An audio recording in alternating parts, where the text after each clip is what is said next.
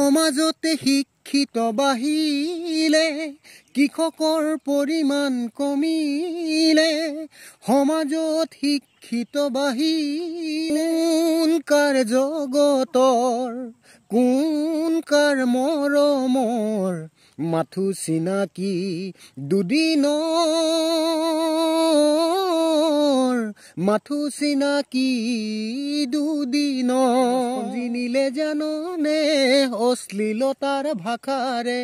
মাতৃভাষাত মোৰ জাননে ভেটিটি তালাও গজিলে মনবোৰ আজি সলনি হল অসমীয়া সমাজখনো সলনি হল আপোনাৰ সকলোকে পুনৰবাৰ স্বাগতম জনাইছোঁ আমাৰ চিনাকি অচিনাকিৰ মাজে অন্য এটা খণ্ডলৈ আৰু আজি অন্যজন বিশেষ ব্যক্তি আমাৰ এই চিনাকি অচিনাকিৰ মাজে অনুষ্ঠানলৈ স্বাগতম জনাইছোঁ প্ৰথমে আপোনাক আমাৰ চেনেললৈ স্বাগতম জনাইছোঁ নমস্কাৰ ভিডিঅ'ৰ মাধ্যমে তোমাৰ জনাইছোঁ হয়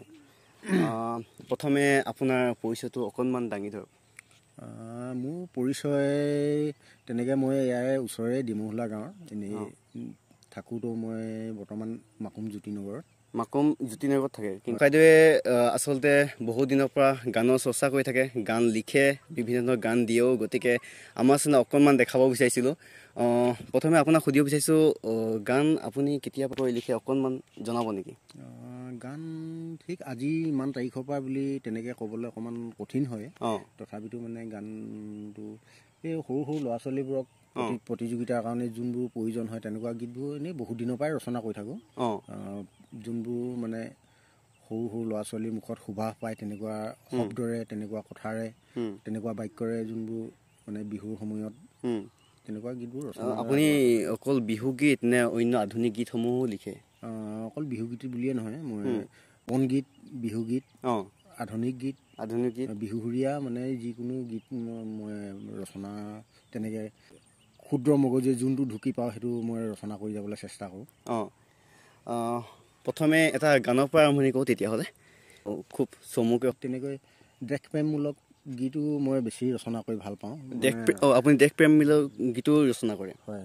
মানে নিজৰ চকু আগত যোনবোৰ দেখি থাকোঁ মানে অভাৱ অভিযোগ এইবোৰ মানে আমাৰতো তেনেকৈ ক'বলৈ বিশেষ মাধ্যম নাই গতিকে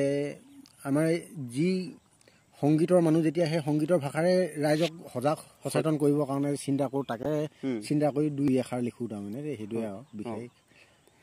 প্ৰথমে তেন্তে আমি দেশমূলক গীত এটাৰ পৰা আৰম্ভণি কৰোঁ হয় অকণমান আপুনি গুণগুণাই দিয়ক সময় আজি সলনি হল অসমীয়া মনবোৰ আজি সলনি হল মনবোৰ আজি সলনি হল অসমীয়া সমাজখনো সলনি হল এই দেশৰে ঐ মানুহে নীতি নিয়ম নাই মানি এই দেশৰে ঐ মানুহে নীতি নিয়ম নেমানি পশ্চিমীয়া হ'বলৈ গ'ল এনেকুৱা ধৰণৰ এতিয়া এই গীতটি আপুনি কোন চনত কেতিয়া লিখিছে অকণমান কৈ দিয়কচোন গীতটি 25 চনৰ প্ৰায় জানুৱাৰী মানে এই বছৰে কৰিছিল হয় হয় মানে যেতিয়া মই গীতটো ৰচনা কৰোঁ সেইদিনাখনে মই ছিগনেচাৰ সৈতে তাৰিখটো লিখি থৈ যাওঁ মোৰ বহীখনত চালে নিশ্চয় ওলাব কোন তাৰিখে মই লিখিছিলোঁ গীতটো একেদিনাই গীতটো হৈ নুঠে মানে আজি কিবা এটা কথা মনত পৰিলে সেইটো লিখি থলোঁ মানে আমি তেনেকৈ বহি থকা মানুহ নহয় কামৰ ব্যস্ততাৰ মাজতে কিবা কেতিয়াবা গগনা বনাই থাকোঁ তাৰ মাজতে কিবা এটা চিন্তা কৰি থাকোঁতে পুটুককৈ কিবা এটা শব্দ বিচাৰি পালে তাতে দোহাই লিখি থোৱা হয় মুঠতে আপুনি কামৰ মাজতে গীতৰ চৰ্চাবোৰ তেনেকৈ কৰা হয় অকণমান কি কৈছে অকণমান আপোনাৰ যে দেশমূলক গীতটো যে মনলৈ আহিল মানে কি ভাবি কৰিলে বা অকণমান বুজাই দিব পাৰিব নেকি বুজোৱা মানে আজি সময়ৰ গতিত ধৰি লওক আমাৰ সমাজখনো গতি সলনি হৈছে তাকে বুজাবলৈ চেষ্টা কৰিছোঁ মানে কি কয় সময়ৰ সোঁতত উটি গৈ মানে আমাৰ সমাজখন যি ধৰণে বদলি হৈছে আৰু গীতটোৰ মাজত এনেকুৱা কিছুমান শব্দও দিছোঁ যে আমাৰ সমাজখনত আজি ডাঙৰ সৰু কোনো চিন নাইকিয়াকৈ সামাজিক অনুষ্ঠানত অশ্লীল শব্দবোৰ উচ্চাৰণ হয় গতিকে আমাৰ জাতিটোৰ ভাষাটো আমাৰ অশ্লীলতাৰ দিশে গৈছে, গতিকে তাক মই গীতৰ মাধ্যমেৰে সেইটো উল্লেখ কৰিব বিচাৰিছোঁ। ধৰি লওক এনেকৈ লিখিছোঁ মই তাত। ঐ সমাজখন জিনিলে জাননে অশ্লীলতাৰ ভাষাৰে, মাতৃভাষাটিত জাননে ভেটিটি তালাও গজিলে। সমাজখন জিনিলে জাননে অশ্লীলতাৰ ভাষাৰে, মাতৃভাষাত মোৰ জাননে ভেটিটি তালাও গজিলে। সংস্কৃতিৰে পথাৰ খনি গ'ল আজি ৰখাতলে, আই অসমী বুকুত আজি কোনে কুঠাৰ মাৰিলে, কোনে কুঠাৰ মাৰিলে আহি। এনেকুৱা ধৰণৰ লিখিছোঁ। এই গীতটি এতিয়া আপুনি আগত যোনটো গাইছিল, হয়, এই একেটা গীতৰে নে বাৰু? হয় হয়, একেটা গীতৰ স্থায়ী অন্তৰা। স্থায়ী অন্তৰা, হয়। খুব সুন্দৰ এটা দেশপ্ৰেমমূলক গীত গালে। ইয়াৰ উপৰিও আপুনি মৰাণ বিহু গাই চাগে? হয় হয় হয়। মৰাণ বিহু অকণমান শুনাওক। হে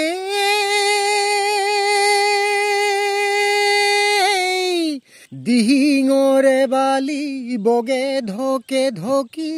কাছই কণী পা ৰে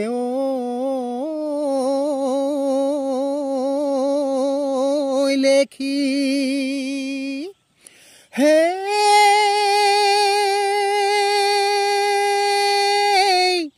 দেহা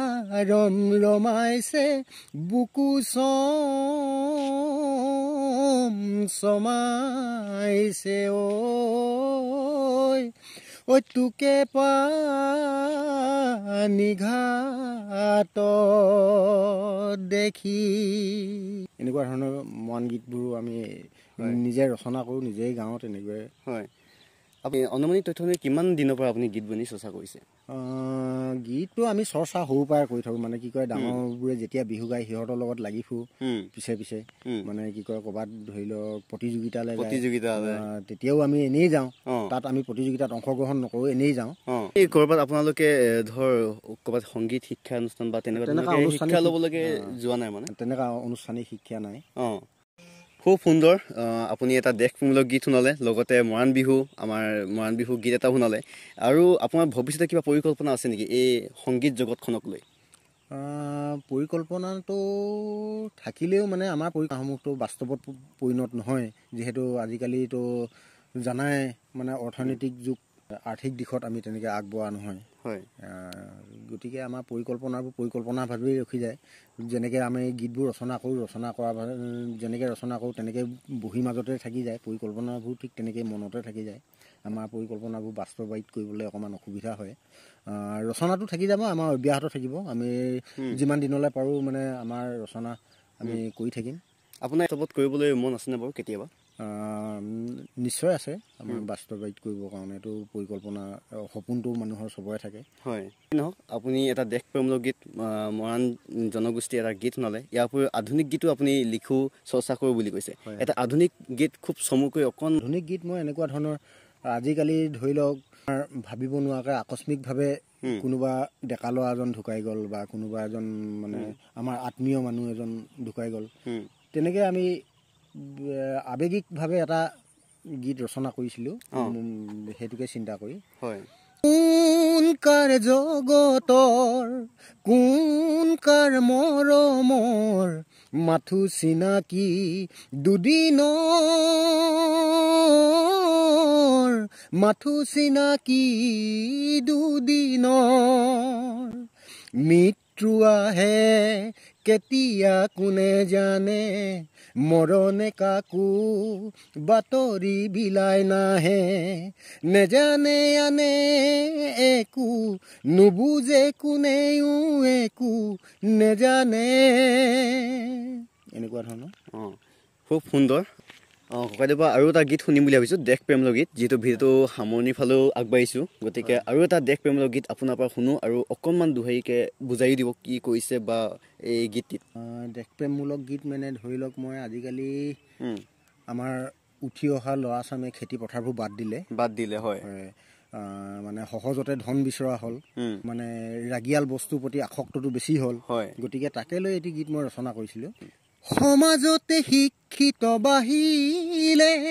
কৃষকৰ পৰিমাণ কমিলে